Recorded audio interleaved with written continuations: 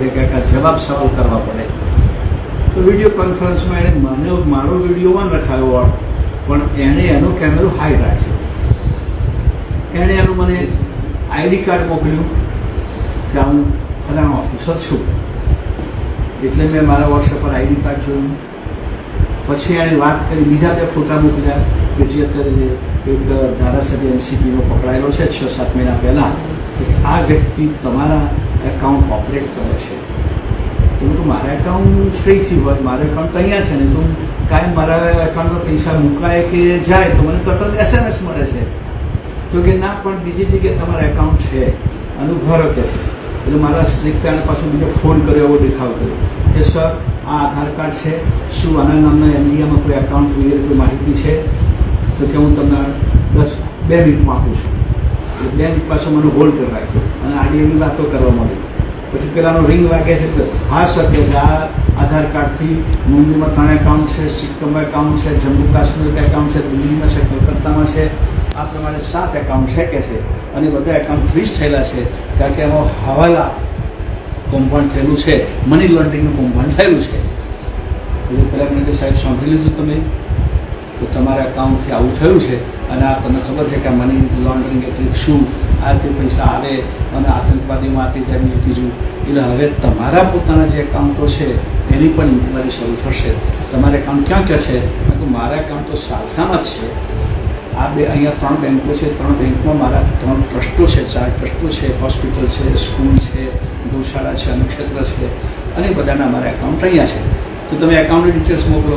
અમે account detail મોકલી તો કે તમારા એકાઉન્ટનું સ્કેનિંગ થશે કે આમાં કોઈ હવાલા કૌભાંડ થયું છે કે નહીં, ગેરકાયદેસર પૈસા આવ્યા છે કે નહીં અને ક્યાં વપરાયા છે.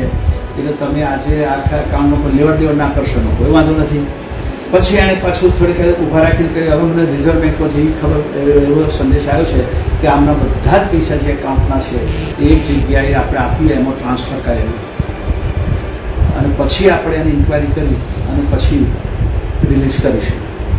તો મેં કંઈ વાંધો નહીં, કારણ કે અમે રિઝર્વ બેંકને સોંપ્યું છે, એક એકાઉન્ટ જનરેટ કરશે તમારું જુદું અને એ એમને મોકલશે, એ અમે તમને લિંક મોકલીએ છીએ.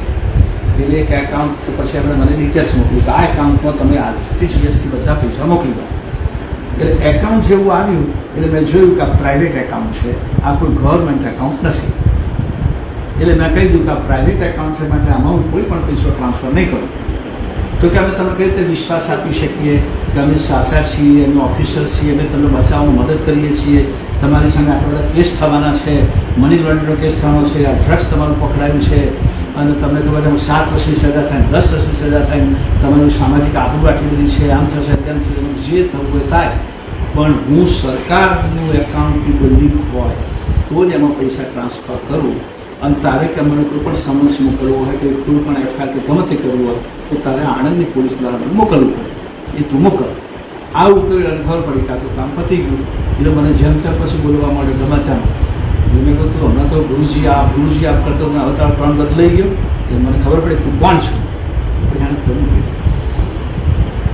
ગુરુજી હવે એને લોકોને શું અપીલ કરશે? લોકોને હું એ જ અપીલ કરું છું કે એક તો પહેલી વાત છે કે તમારે આવા ફ્રોડથી સાવધાન રહેવા માટે કે તમારી બેંકની આવી ડિટેલ કે તમારા ક્રેડિટ કાર્ડની ડિટેલ માગે તો પણ તમારે આપવી નહીં. કે આવી એક ઘટના મારા સાથે પણ થઈ હતી, ક્રેડિટ કાર્ડ સંબંધી પણ. આ જે એસબીઆઈનું ક્રેડિટ કાર્ડ આવે છે એર ઇન્ડિયા સાથે જોઈન્ટ કરેલું, જેને એર ઇન્ડિયા સિગ્નેચર કાર્ડ કહે છે, એ મેં લીધું હતું કારણ કે મારે વારાણ પરદેશ જવું પડે છે અને હું એર ઇન્ડિયામાં જાઉં છું. તો એર ઇન્ડિયાના ક્રેડિટ કાર્ડથી મને અમુક રીતે કન્સેશન આપતા હોય છે. જેવું મેં કાર્ડ લીધું અને તરત જ મારા પર બીજા દિવસે ફોન આવ્યો કે તમે ક્રેડિટ કાર્ડ લીધું છે અમારી બેંકમાંથી, 5 લાખ એની લિમિટ છે અને આટલી બધી લિમિટનું જોખમી હોય, કોઈ ફ્રોડ થાય તો તમારા માટે મુશ્કેલી છે, એટલે અમે તમને સલાહ આપીએ છીએ કે તમે આ કાર્ડનું ઇન્સ્યોરન્સ કરાવી દો. અને ઇન્સ્યોરન્સની માત્ર 100 રૂપિયા ફી છે. તમે ભલે 100 રૂપિયા ફી બોલ કોને ભરવાનું છે? કારણ કે હું જ ભરી દઉં તમારું ફોર્મ. એટલે એના બધા મારા નંબર એની પાસે હતો જ ક્રેડિટ કાર્ડમાં, પણ પાછળ જે સી નંબર હોય છે ને એ મને કે તમે લખાઈ દો. મેં કહ્યું એ નંબર હું તને ના આપું. મને કારણ કે તમે આ ઇન્સ્યોરન્સની તમે કશી ખરીદી કરશો ને તો એમાં તો 20% તમને એ મળશે, ડિસ્કાઉન્ટ મળશે. મેં કહું 20% ડિસ્કાઉન્ટ મળશે, કઈથી આપવાની કંપની, તું કઈથી આપવાની? એટલે મેં કહું મૂક ફોન. તો આ રીતે આપણી પાસે જે પાસવર્ડ છે અથવા ઓટીપી છે અથવા આવા સીસીઆઈ નંબર છે એ માગે તો કદી પણ આપવાના જોઈએ. અને કોઈ પણ એકાઉન્ટમાં આ રીતે પૈસા ટ્રાન્સફર ન થાય એનું બધા લોકોએ ધ્યાન રાખવું જોઈએ. અમે તો ટ્રસ્ટના, અમારી પાસે તો 2-2.5 કરોડ રૂપિયા ટ્રસ્ટમાં હતા. જો સેજ પણ સાવધાની ના રાખવી હોય તો આજે બધું અમારું ચોપટ થઈ ગયું. પણ આ એક જ વાત કે સરકાર સિવાય અમે આમાં કંઈ તમને માહિતી પણ ના આપીએ કે રકમ પણ ટ્રાન્સફર ના કરીએ. એટલે સૌને હું આ કહેવા માગું છું કે આવા લોકોથી ખૂબ સાવધાન રહે. ડર્યા વગર એ લોકો આપણને ડરાવી દે, એમાં ડર્યા વગર હિંમતથી કામ લેવું, સૂઝબૂછથી કામ લેવું.